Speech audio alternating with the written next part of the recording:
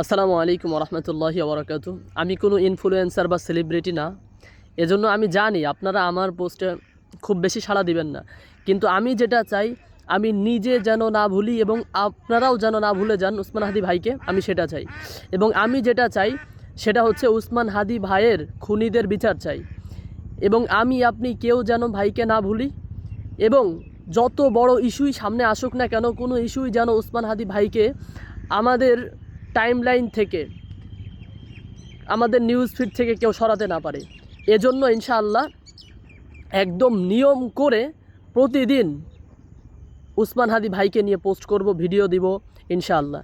এবং আমরা উসমান হাদি ভাইয়ের খুনিদের বিচার চাইব এবং চাই, রাইট নাও, এখনই চাই। কোনো রকম কাল বিলম্ব ছাড়াই আমরা উসমান হাদি ভাইয়ের খুনিদের বিচার চাই।